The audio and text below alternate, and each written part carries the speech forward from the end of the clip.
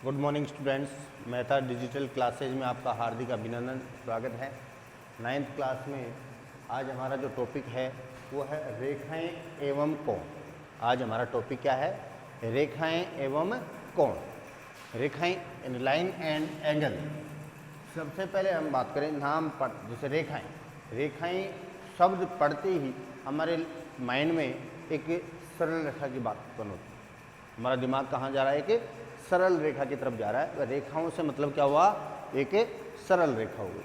अब देखिए, रेखाओं में सबसे पहले हम बात करेंगे रेखा, यानी रेखा क्या है, किरण क्या है, रेखाखंड क्या है। ये अलग अलग जगह अगर सभी एक ही होते तो फिर सब जगह रेखा ही लिख देते अपन। किरण लिखने की, रेखाखंड लिखने की इनकी आवश्यकता ही नहीं होती। इतने सारे शब्द क्यों बने?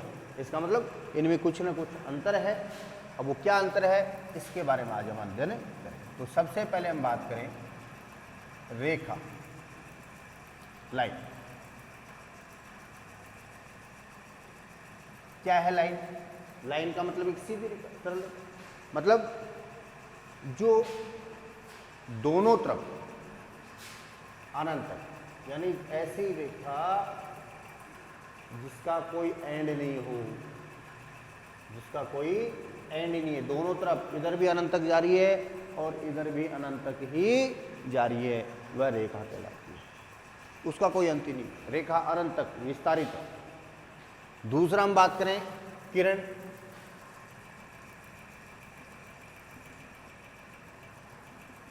किरण क्या है और रेखा और किरण में अंतर क्या है? देखिए, किरण एक बिंदु, निश्चित बिंदु, जैसे माना सूर्य से आने वाले प्रकाश की किरणें कहते हैं ना।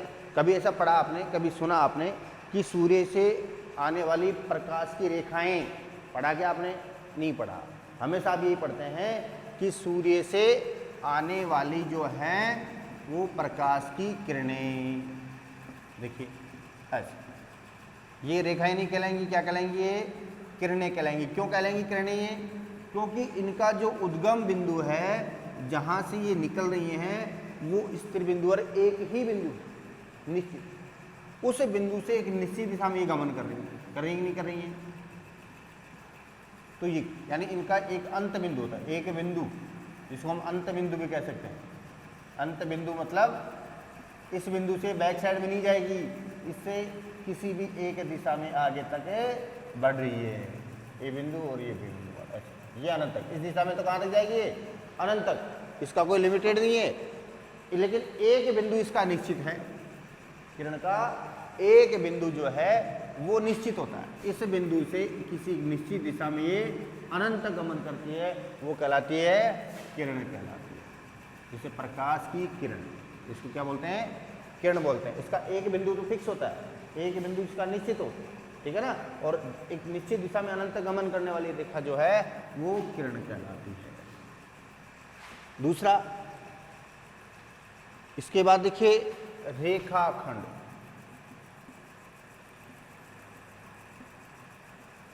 रेखाखंड, देखिए रेखा, रेखा का मतलब तो हमने समझ लिया अभी। खंड का मतलब क्या हो गया? भाग या टुकड़ा। उस रेखा का भाग या उसका टुकड़ा या उसका खंड। रेखाखंड मतलब ये रेखा है, इसके दो बिंदुओं के बीच की दूरी, एक रेखा पर स्थित दो बिंदुओं के बीच की जो निश्चित दूरी है वो रेखाखंड। जैसे माना ये रेखा एक एल रेखा है, एल रेखा पर एक बिंदु ए है और दूसरा बिंदु क्या है? बी है।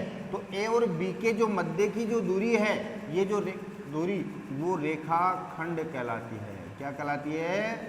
रेखाखंड कहलाती है। मतलब एक सरल रेखा पर स्थित, किसी सरल रेखा पर स्थित दो बिंदुओं के बीच की दूरी, दो बिंदुओं के बीच की दूरी जो कहलाती है वो रेखाखंड कहलाता है। तो ये दो निश्चित, रेखाखंड में दोनों बिंदु क्या होते हैं? निश्चित होते हैं, दोनों बिंदु ज्ञात होते हैं। जबकि इसमें किरण में ऐसा नहीं होता, किरण में केवल एक ही बिंदु ज्ञात होता है, बाकी दूसरी दिशा में तो अनवरत चलती रहती है। इसमें दोनों बिंदु इसके ज्ञात हैं, ए और बी।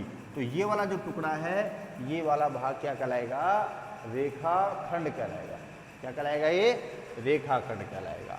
उसके बाद देखिए संरेख व असंरेख बिंदु। संरेख मतलब ऐसे बिंदु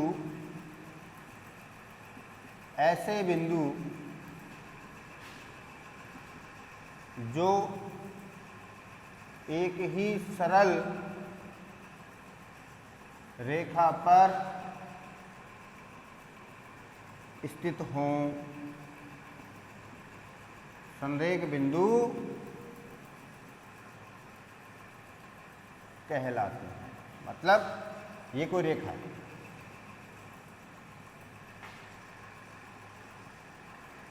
ये एक बिंदु है ए, ये बिंदु है बी, ये बिंदु है सी, ये बिंदु है डी, इस प्रकार ए बी सी डी क्या है?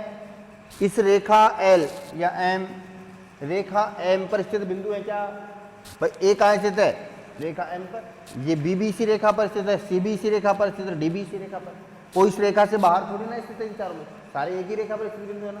तो वह ऐसे बिंदु जो एक ही रेखा पर स्थित हों, यानी ए बी सी डी ये सारे बिंदु एक ही रेखा पर है, तो ये बिंदु क्या कहलाएंगे? सारे के सारे संरेख बिंदु कहलाएंगे। कौन से बिंदु कहलाएंगे? संरेख बिंदु कहलाएंगे। लेकिन कंडीशन क्या है संरेख बिंदु की? कि एक ही रेखा पर स्थित होनी चाहिए, यानी एक ही रेखा, अलग नहीं होना। रेखा से बाहर अगर कोई बिंदु स्थित है तो फिर वो संरेख बिंदु नहीं हो।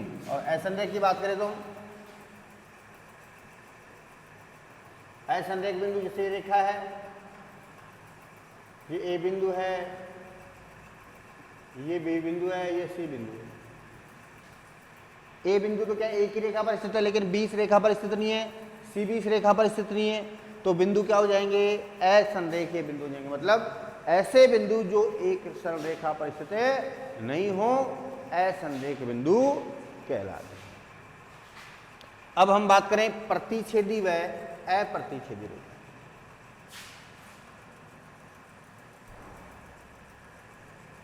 प्रतिच्छेदी व अप्रतिच्छेदी रेखाएं। प्रतिच्छेदी, प्रतिच्छेदी, प्रति का मतलब क्या हो गया? आपस में, छेदी का मतलब काटने वाली, यानी आपस में काटने वाली रेखाएं कौन सी हो गई? ऐसी सरल रेखाएं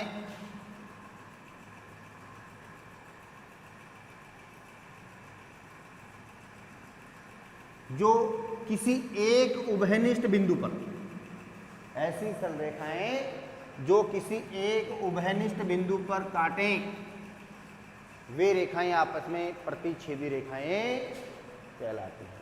एक प्रतिच्छेदी रेखाएं वे रेखाएं होंगी जो किसी एक ही उभयनिष्ठ बिंदु पर काटती। ये रेखाएं एक से अधिक बिंदु पर नहीं काट सकती। अगर एक से अधिक बिंदु पर काटेंगी तो फिर वे सरल रेखाएं नहीं कहलाएंगी, क्योंकि काटने के बाद दोनों रेखाएं, ये रेखा जैसे एल है, ये एम है, दोनों रेखाएं इधर से आ रही हैं, एक उभयनिष्ठ बिंदु पर काट रही हैं। दोनों काटने के बाद इनके बीच का जो एंगल है वो बढ़ता ही जा रहा है, ठीक है ना। इनके बीच की जो दूरी है ना, एंगल तो सेम है, बीच की दूरी है वो बढ़ती ही जा रही है, इसलिए कभी मिल नहीं सकती सरल रेखाएं, क्योंकि सरल रेखाएं एक ही बिंदु पर प्रतिच्छेद करेंगी, उसके बाद उनके बीच की दूरी सदैव बढ़ती जाएगी। अतः वे रेखाएं जो किसी एक बिंदु पर उभयनिष्ठ, कौन सा बिंदु कहलाएगा? ये उभयनिष्ठ बिंदु। क्यों कहलाएगा उभयनिष्ठ बिंदु? क्योंकि ये बिंदु इस एम रेखा पर भी है और एल रेखा पर भी, तो दोनों पर है, जैसे दोनों पर तभी तो काटेगी। अगर उभयनिष्ठ बिंदु नहीं होगा, दोनों में नहीं होगा, तो फिर दोनों एक दूसरे को प्रतिच्छेद नहीं कर पाएंगे। अप्रतिच्छेदी,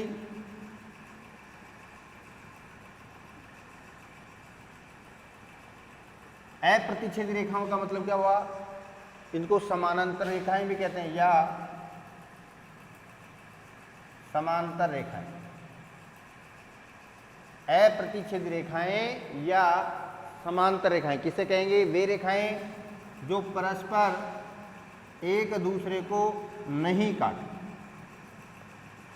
ऐसी रेखाएं जो अनंत तक उनको अगर बढ़ाएंगे हम तो भी एक दूसरे को कभी किसी बिंदु पर नहीं काटती, यानी उनमें एक कॉमन बिंदु नहीं होता है, उभयनिष्ठ बिंदु नहीं होता है। आपस में इनके बीच की जो दूरी है वो सदैव क्या रहती है, समान रहती है, एक दूसरे कभी नहीं मिलती, कभी नहीं काटती, इसलिए उसको इनको अप्रतिच्छेदी रेखाएं या समांतर रेखाएं भी कहते हैं।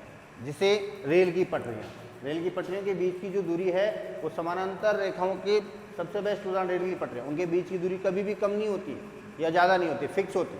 अगर कम या ज़्यादा आ जाए तो उसका क्या परिणाम होगा, रेल दुर्घटना, क्योंकि उनके जो पहियों की दूरी है वो तो सदैव बराबर होती है ना, इसलिए अगर कम ज़्यादा कर देंगे उसमें तो फिर रेल दुर्घटना होने की संभावना रहती है। तो सबसे पहले हमने पढ़ा रेखा, यानी दोनों तरफ दोनों दिशाओं में अनंत तक बढ़ने वाली जो लाइन रेखा है, रेखा गलत।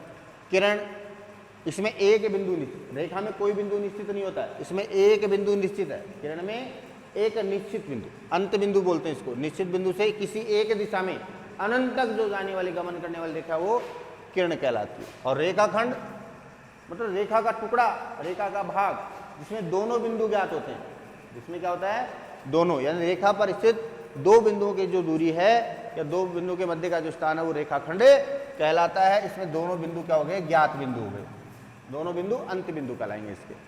फिर संरेख और असंरेख बिंदु, ऐसे बिंदु जो एक ही रेखा पर स्थित हों, चाहे वो 2 हो, 3 हो, 4 हो, 2 बिंदु 3, कम से कम 3 बिंदु। संरेख बिंदु के लिए हम क्या कहेंगे, कम से कम 3, 2 बिंदु तो रेखा पर ही होते हैं, कहीं से भी मिला दो उनको, लेकिन 3 बिंदु, कम से कम 3 बिंदु की बात करेंगे हम। तो 3 बिंदु संरेख कब होंगे, जब वो एक ही रेखा पर स्थित होंगे, और असंरेख बिंदु एक ही रेखा पर स्थित नहीं, वो असंरेख। फिर प्रतिच्छेदी और अप्रतिच्छेदी रेखाएं, ऐसी सरल रेखाएं जो एक उभयनिष्ठ बिंदु पर आपस में काटें, प्रतिच्छेदी रेखाएं कहलाती हैं। और वे रेखाएं जो उभयनिष्ठ बिंदु पर नहीं काटें, उनके बीच की दूरी सदैव बराबर बनी रहती है, अनंत तक जाने पर भी वे अप्रतिच्छेदी या समांतर रेखाएं कहलाती हैं। अब देखिए इसके पश्चात जो है हम पढ़ेंगे कोण, एंगल। एंगल के बारे में आपने पहले भी पढ़ा होगा। सबसे पहले तो हम बात करेंगे एंगल। एंगल क्या, दो किरणों के मध्य का झुकाव,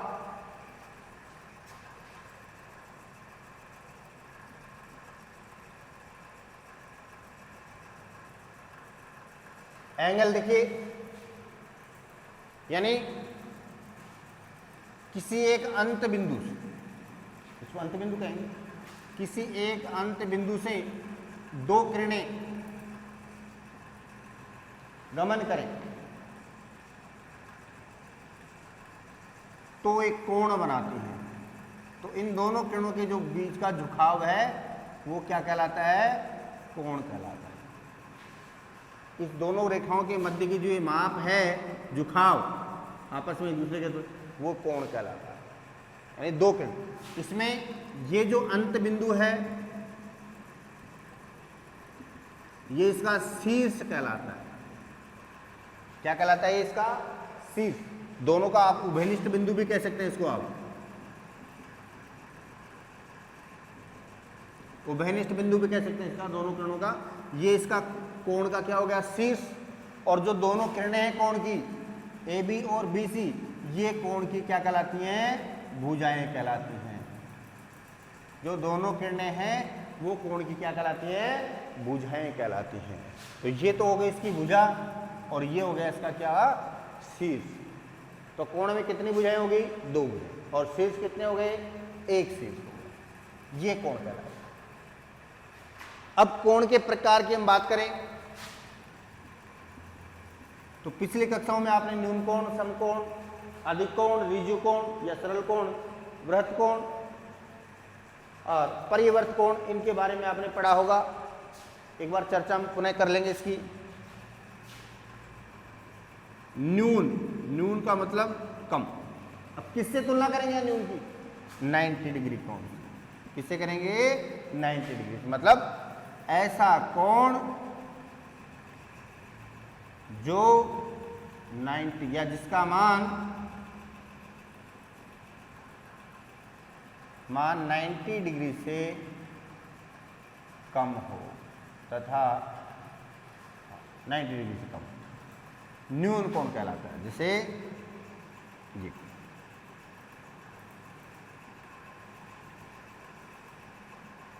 ये कोण है वो न्यून कोण कहलाता है। कौन सा कोण कहलाता है? ये न्यून कोण कहलाता है। फिर हम बात करें समकोण, राइट एंगल। दो किरणों के मध्य या दो भुजाओं के मध्य, दोनों भुजाएं एक दूसरे के लंबवत हो, 90 डिग्री का कोण बनाती हों, तो वो जो है समकोण कहलाता है। यानी 90 डिग्री के कोण को हम क्या कहते हैं? समकोण। फिर से 90 डिग्री का कोण होगा तो ही समकोण होगा।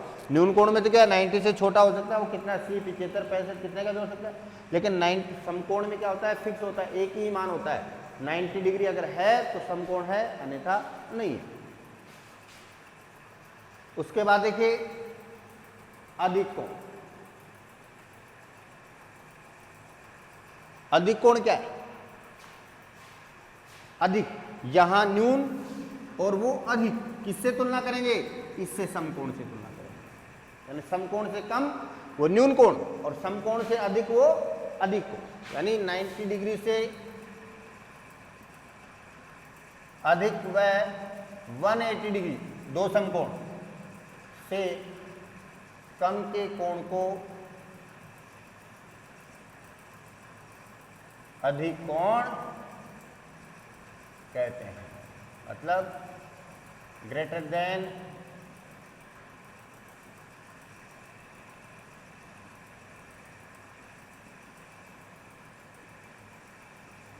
इस प्रकार।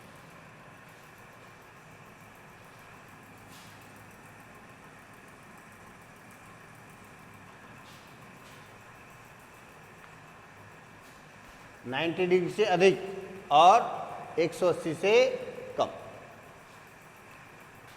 90 डिग्री से तो अधिक हो गया और 180 से कम हो गया, वो अधिक कोण कहलाता है। जैसे इस प्रकार, ये वाला जो कोण है वो क्या हो जाएगा? अधिक कोण।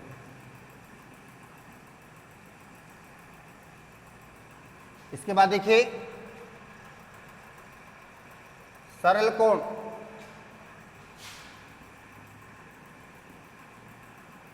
सरल कोण को हम ऋजु कोण भी कहते हैं। सरल कोण को क्या कहते हैं? ऋजु। यानी एक सरल रेखा पर, सरल कोण का मतलब क्या हो गया कि एक सरल रेखा के किसी बिंदु पर ये बना कोण जो है वो सरल कोण कहलाता है। क्या कहलाता है? सरल कोण। और इसका मान 180 डिग्री होता है। कितना होता है इसका मान? 180 डिग्री, यानी दो समकोण के बराबर। 180 डिग्री पर कोण बन रहा है, इसका मतलब वो सरल कोण या ऋजु कोण बन रहा है। उसमें दोनों भुजाएं, कोण की जो दोनों भुजाएं हैं वो दोनों भुजाएं क्या होती हैं?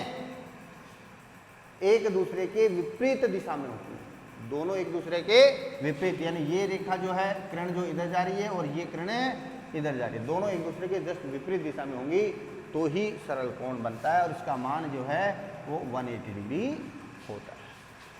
इसके बाद देखिए परिवर्त कोण। उसके बाद हम चर्चा करें किसकी? परिवर्ती कोण। मतलब ये दो भुजाएं हैं, एक कोण निर्मित कर रही हैं। अब देखिए इसके विपरीत ये तो कोण बन गया ये, और इसके जो विपरीत ये वाला जो माप है ये कहलाता है प्रतिवर्ती कोण।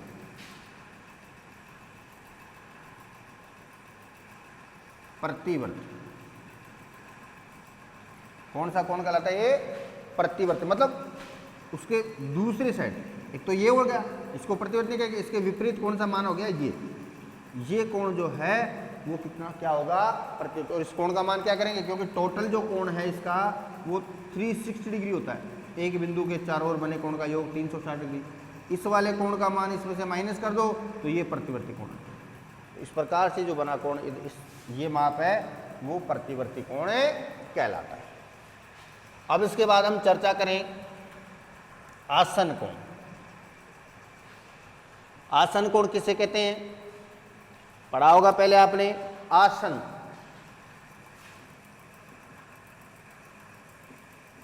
आसन कोण। देखिए आसन कोण का मतलब क्या हुआ कि ऐसे दो कोण, आसन कोण का मतलब ऐसे दो कोण जिनका एक शीर्ष उभयनिष्ठ तथा एक भुजा, एक शीर्ष व एक भुजा, भुजा उभयनिष्ठ होती है। क्या होती है? उभयनिष्ठ होती है तथा अन्य दो भुजाएं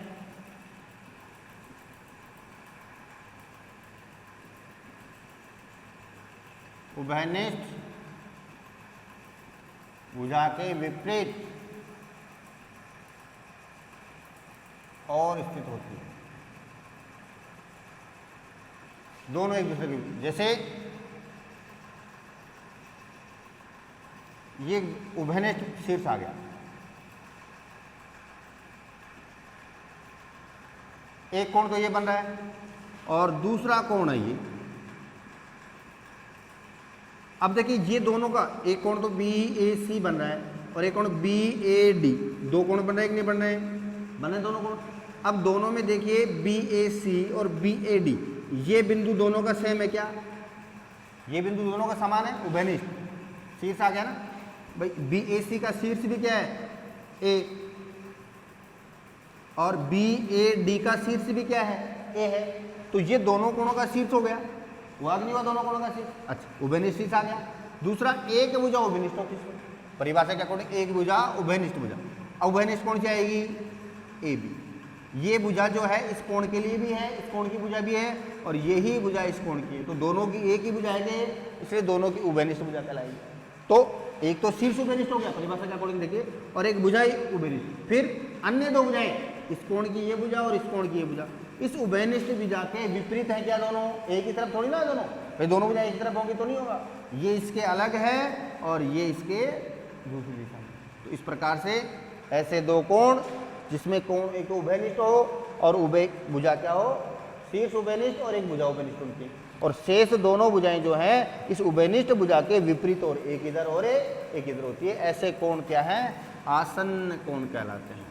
क्या कहलाते हैं? आसन्न कोण कहलाते हैं। आसन्नवाद में पूरक व संपूरक,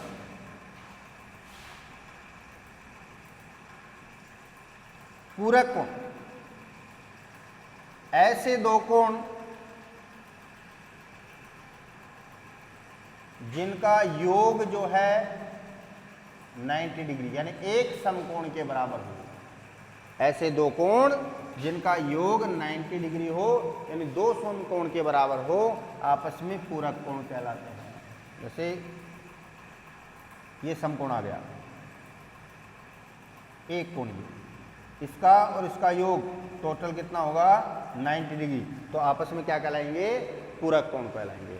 और संपूरक, संपूरक कोण किसे कहेंगे? ऐसे दो कोण, ऐसे दो कोण जिनका योग 180 डिग्री या दो समकोण के बराबर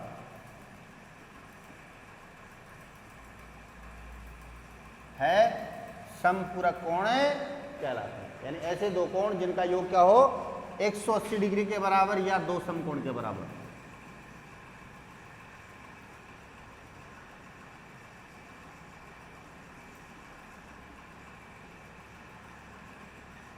ये कोण x है और ये कोण y, दोनों का x degree plus y degree is equal to 180, तो क्या होंगे? संपूरक। और अगर ये 180 नहीं है इसका मतलब दोनों संपूरक नहीं है। इसमें ध्यान दें, एक बात और देखेंगे आप, इसमें जो उभयनिष्ठ भुजा है और उभयनिष्ठ भुजा के अलावा जो दोनों अन्य भुजाएं हैं वो एक दूसरे के जस्ट विपरीत दिशा, एक दूसरे के विपरीत हैं दोनों भुजाएं। ये देखिए, एक इधर और एक जस्ट इधर आसन्न कोण में, और इसमें यही अंतर है। आसन कोण में और इसमें दोनों एक दूसरे के, आसन कोण में दोनों एक दूसरे के विपरीत नहीं होती है, जबकि इसमें फिक्स विपरीत होती है, दोनों एक दूसरे के बीच में 80 डिग्री 180 डिग्री कोण, एक सरल रेखा के रूप में। मतलब हम ये कहें कि जो इसकी उभयनिष्ठ भुजा के अलावा अन्य दो भुजाएं हैं वो एक सरल रेखा बनाती है, क्या बनाती है, जबकि इसमें आसन कोण में सरल रेखा नहीं बनाती, कंडीशन नहीं है। ये भी आसन कोण कह सकते हो आप, इसको कह तो सकते हो, लेकिन इसको आप आसन कोण ये भी है ये भी है, लेकिन इसमें क्या है, दोनों एक सरल रेखा बना रही हैं और इसमें एक सरल रेखा नहीं बन रही है, इसलिए केवल ये आसन कोण है और ये क्या कहलाएगा, संपर्क कोण भी कहलाएगा। इसको हम रेखिक कोण युग्म भी कह सकते हैं। इसके बाद देखिए रेखिक युग्म कोण। अब क्या है, रेखिक युग्म कोण।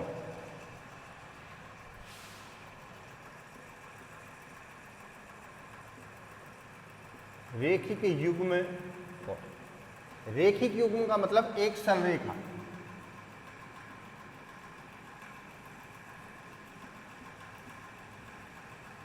इस पर अगर कोई युग्म बना हुआ है कोणों का जोड़ा जिनका योग 180 डिग्री, रेखिक कोण होगा ना, एक सरल रेखा हो गया, सरल रेखा पर ये कोण बन रहे हैं दोनों, तो ऐसे जो कोण हैं वो क्या कहलाते हैं, रेखिक युग्म कोण कहलाते हैं। और इन कोणों का जो योग है वो 180 डिग्री होता है, मतलब कोण ACD प्लस कोण BCD इक्वल्स टू 180 डिग्री। रेखिक कोण युग्म क्या होता है, दो कोण, ऐसे दो कोण जिनमें एक उभयनिष्ठ भुजा है और उभयनिष्ठ भुजा के अलावा जो दोनों भुजाएं हैं वो एक सरल रेखा बनाती हैं। क्या बनाती हैं, एक सरल रेखा। देखो ये भी सरल रेखा बन रही है नहीं बन रही है, तो ऐसे कोण युग्म को हम क्या कहेंगे, रेखिक कोण युग्म कहेंगे। और इन दोनों कोणों का योग कितना हो जाएगा, 180 डिग्री हो जाएगा। कितना हो जाएगा, 180 डिग्री। अब इसके बाद देखिए शीर्षाभिमुख कोण। शीर्षाभिमुख कोण क्या है, शीर्षाभिमुख कोण यानी शीर्ष के सामने वाले दो सरल रेखाएं एक दूसरे को प्रतिच्छेद करें। दो सरल रेखाएं जो हैं एक दूसरे को क्या कर रही हैं, प्रतिच्छेद। तो इस प्रकार बनने वाले जो कोण हैं वो आमने सामने कोण, वो क्या कहलाते हैं, शीर्षाभिमुख कोण कहलाते हैं।